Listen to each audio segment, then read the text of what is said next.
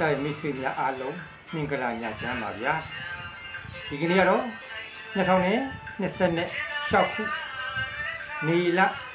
24ရက်တနင်္ဂနွေနေ့ညဆရာရဲ့ live အစီအစဉ်လေးဖြစ်ပါတယ်ဒီကနေ့အစီအစဉ်ကတော့3ကျွန်းအဓိပတိဘွားစနေတသမီးများရဲ့ဘဝကံလန်းကိုဆရာဟောပြောပြသွားမှာဖြစ်ပါတယ်ကဲဆရာကလည်းရှင်းလိုက်ပါဦး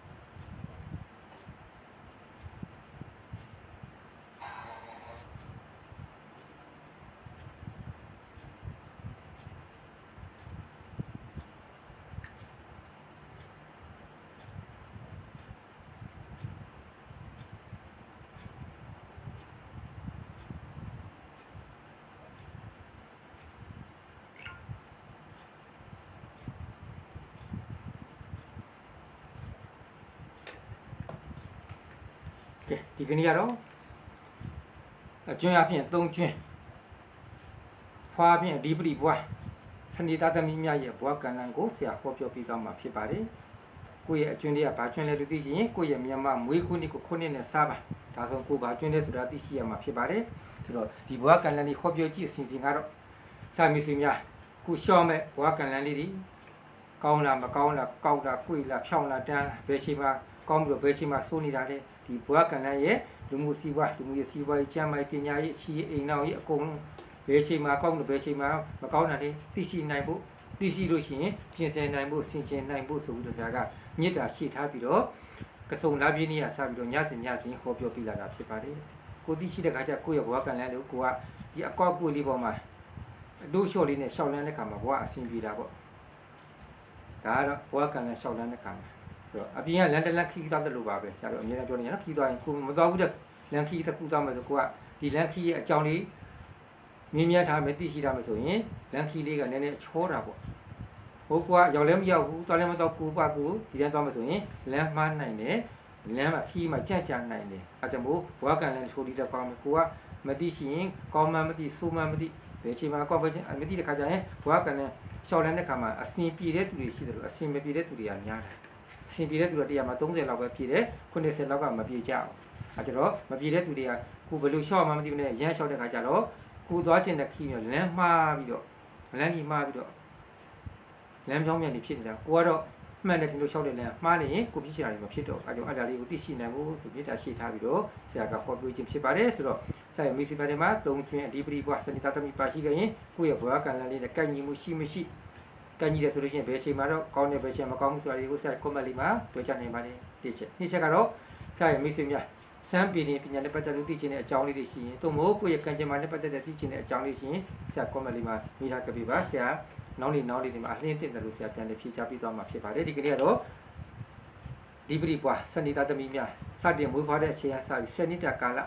ကံကောင်းလားဆိုတော့ကံကောင်းလားလို့မေးရင်7နှစ်တာကာလကံတအားကြီးမကောင်းဘူးเนาะအဓိပတိဘွားတော့မှန်တယ်အဓိပတိဘွားအကျိုးမရရှိသေးပါဘူးကံအားလေးနည်းတယ်ပေါ့เนาะစနိတာကာလမှာကံအားလေးနည်းတယ်စနစ်မှာကြောင့်ဘာရှိမလို့ကံရှိမယ်ကျမ်းမာရေးရှိမယ်ပညာရေးရှိမယ်ဒါပဲရှိတာပေါ့เนาะဆိုတော့ကံအားလေးတော့အားကြတယ်တဲ့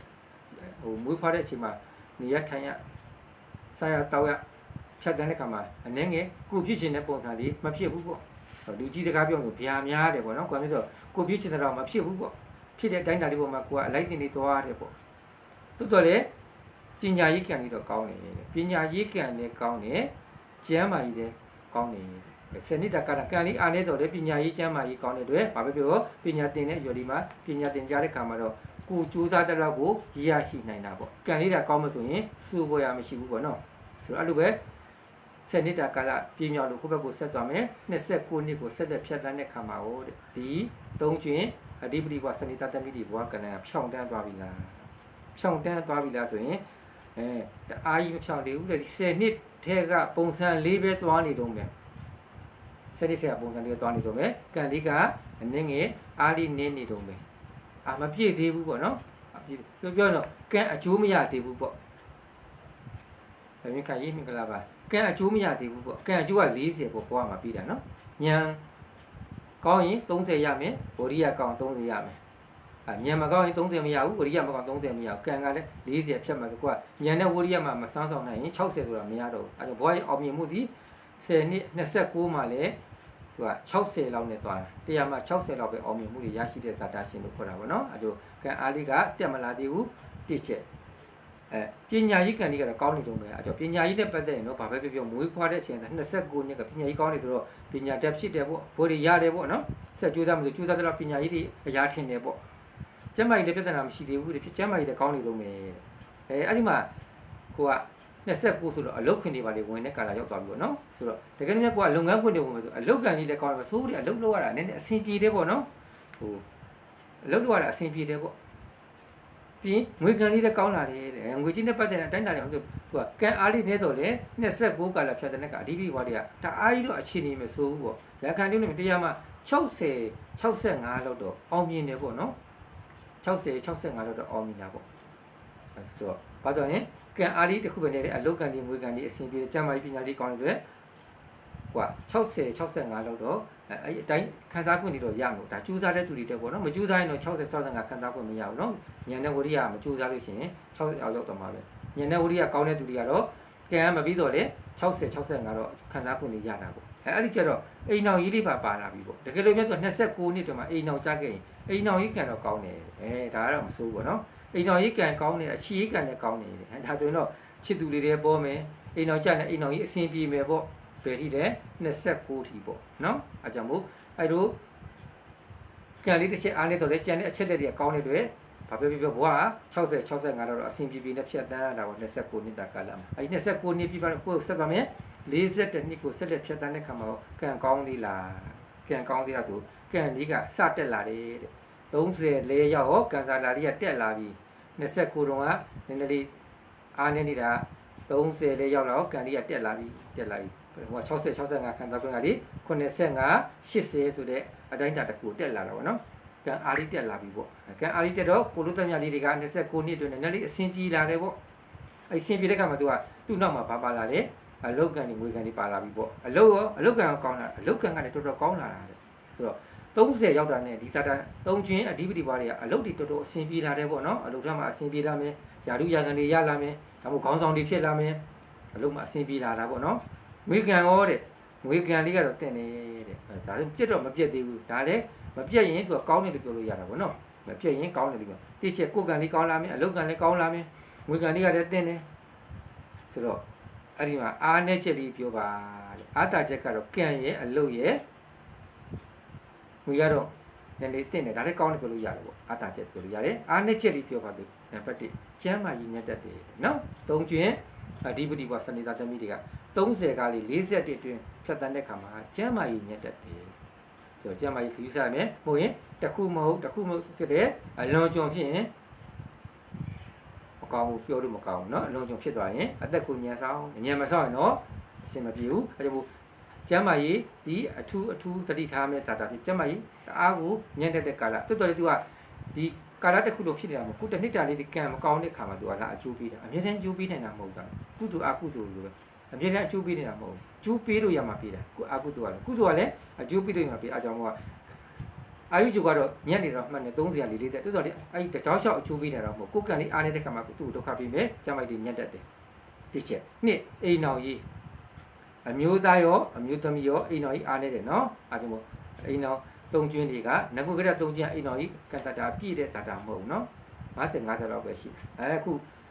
30လဲကျော်41ကာလမှာအိမ်တော်ကြီးပြဿနာဖြစ်တတ်တယ်အိမ်တော်ကြီးဂရုစိုက်ပါအမျိုးသားရောအမျိုးသမီးရောအိမ်တော်ကြီးနဲ့ပတ်သက်ရင်ကွဲတာကွာတာတော့မပြဘူးအိမ်တော်ကြီးပေါ်မှာ အိမ်တော်ဘက်ပေါ်မှာယုံကြည်မှုတွေအားနေတယ်အိမ်တော်ကြီးပေါ်မှာယုံကြည်မှုတွေအားနေတယ်ဒါကအမျိုးသမီးတွေပေါ့အမျိုးသားတွေကတော့ဘာဖြစ်လဲအိမ်တော်ကြီးနဲ့ပတ်သက်ဗျာများတတ်တယ်စိတ်တိုင်းမကြဘူးပေါ့ဘာပဲပြောဒါကအားနေချက်အတချက်ကကိုယ်ကံကောင်းမယ်လောက်ကံကောင်းမယ်ငွေကံနဲ့ဒါဒီကိုဒီဘွားဖြတ်တဲ့ကတော်တော်လေးအဆင်ပြေလာတယ်ပေါ့အဲ့ပြေတဲ့အချိန်မှာကိုကအားသွန်ခွန်ဆိုင်ကြိုးစားရမှာကြိုးစားမှသူကအဲ့40တက်မှာကိုဖိချင်တာတွေဖြစ်သွားတာပေါ့နော်ဖြစ်တော့ဘုရားအီးစီသွားလို့ရတာပေါ့အဲ့လိုနဲ့ပဲကိုကဘွားကံအောင်ဆက်လက်ဖြတ်တဲ့ခါမှာဘယ်ဒီသွားမလဲ40တက်ကလေး62ကိုဆက်သွားမယ်ကားလမ်းလို့ဆို42မှန်လေး62မှန်ကိုဆက်မောင်းမယ်သူက10မိုင်မှာလမ်းစုံလေးတစ်ခုရှိတယ်လမ်းကျိုးလေးတိုင်းဆက်သွားမယ်29ဆရာတို့မန္တလေးသွားလို့ပေါ့မန္တလေးတို့ဆိုလဲမြတိုင်းသွားရတာနော်29ရောက်လမ်းစုံလေးတစ်ခုတွေ့မယ်သူမြညွန့်တဲ့တက်ကိုသွားရမယ်40မှာရောက်ရင်တခါအဝိုင်းတစ်ခုတွေ့မယ်ပလန်လေးပတ်ပြီးတော့မန္တလေးတို့ဆိုမန္တလေးကိုသွားမယ်62ဖြတ်တဲ့ကမှာကံကောင်းသေးလားဆိုတော့41ပြည့်လို့42ရောက်သွားရင်တဲ့ဒီစာတာရှင်တွေကအဓိပတိကကြောင့်ကံလေးကျသွားတယ်ကျတဲ့ခါမှာတတိထားမယ်မွေးဖွားတုန်းကကြတဲ့ကံနဲ့နည်းနည်းလေးပို့ကျသွားတယ်ခုဆက်ပြီနော်41ပြည့်လို့42ကလေး62အတွင်းမှာကံစားတာလေးကျတော့ကံကိုအမြဲတမ်းကောင်းအောင်ထိမ့်သိမ့်နိုင်ဖို့လိုရတယ်မထိမ့်သိမ့်နိုင်ရင်ပြဿနာမျိုးစုံဖြစ်တတ်တယ်ကံအားလေးဒီပြုတ်ကျသွားတယ်ကိုယ်ကံကိုမထိမ့်သိမ့်ရင်အဲ့ဒီ62အတွင်းမှာပဲဝဲလေဖြစ်သွားသူတွေအများကြီးကြုံရတတ်တယ်ဒီကံအားနေသွားပြီပေါ့နော်ကိုကံအားနေရင်ကိုပါလို့အဆင်မပြေတော့ဘူးကို41အတွင်းမှာကိုကံကောင်းလို့ဖလန်ဖြစ်တဲ့ခဲ့ဆိုတော့ဟိုဘက်မှာဖလန်လို့မရတော့ဘူးတစ်ချက်မှားကြတယ်ကိုရှိတယ်ကုန်သွားနိုင်တယ်တစ်ချက်နှစ်ချက်သူကကိုကစံနေဖြစ်တဲ့အတွက်အမှုခင်းနေဖြစ်တတ်တယ်ပေါ့နော်ယာရုတွေရှိခိုက်တတ်တယ်အမှုပြဿနာတွေဖြစ်တတ်တယ်42ကလေး62ဆိုတော့ဟောပြီးတဲ့ကံကတော့မကောင်းဘူးတဲ့သူအလုတ်ကံရောတဲ့အလုတ်ကံလေးကအားနေလာပြီဟိုဘက်မှာတော့ကောင်းလာနော်41လက်ပြ40ရောက်အလုတ်ကံလေးပါအားနေလာပြီတဲ့အလုတ်လုပ်တဲ့ခါမှာလေကိုပုံစံပေါ်တဲ့ကကိုစိတ်တန်ကြဖော်လို့မရတော့ဘူးလေအလုတ်ကံလေးကအားနေလာတယ်ဒါအားနေချက်လေးပေါ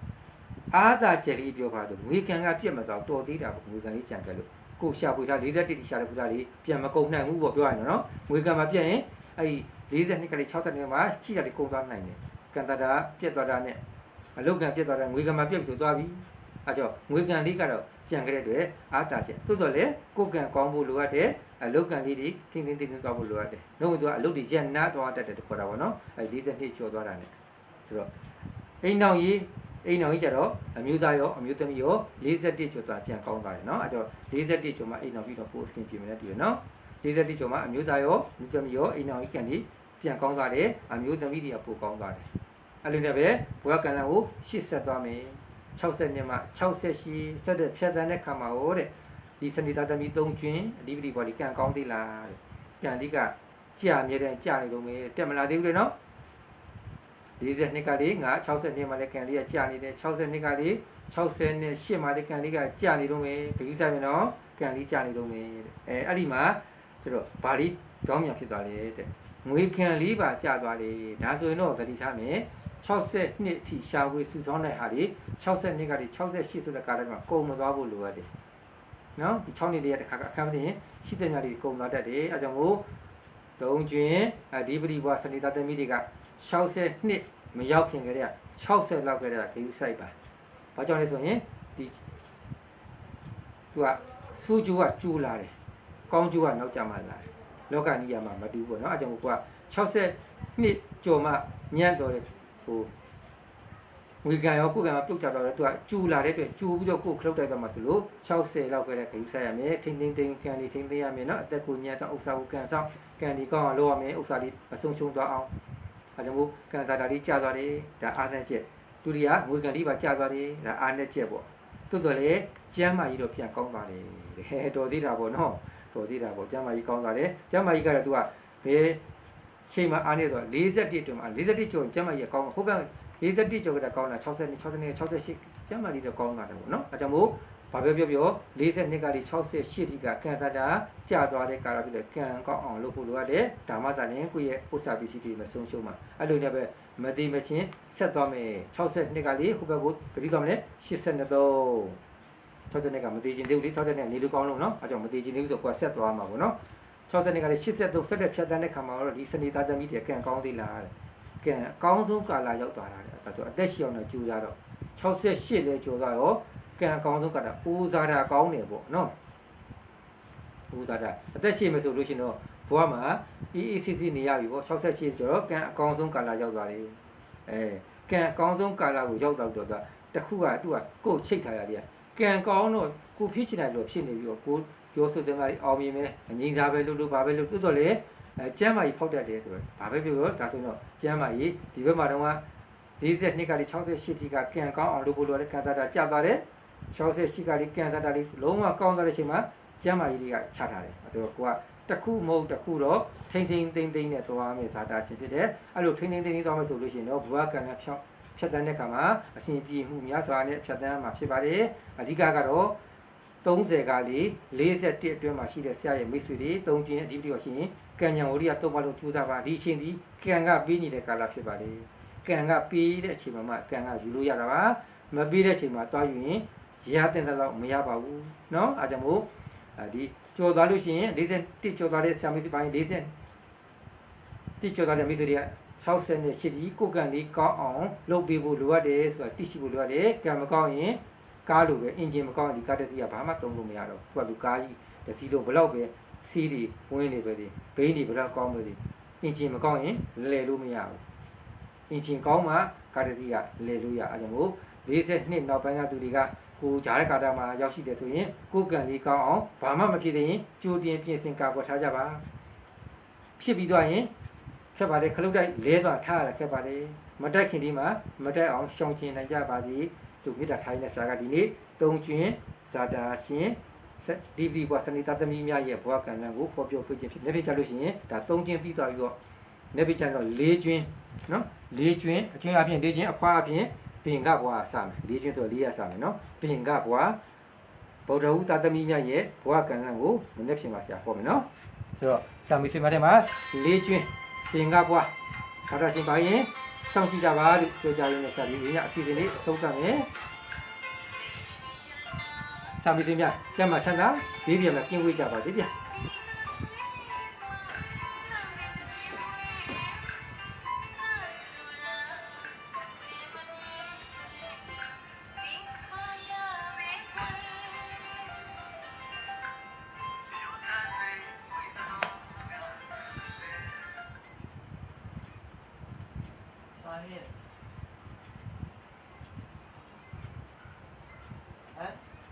ကိုကောင်းတော့ခွင့်စားกว่าမင်းမနေ့ကလည်းမစားဘူးဟာဒီမှာငါးကြီးမှမင်းတို့ကချက်တာဆိုမစားဘူး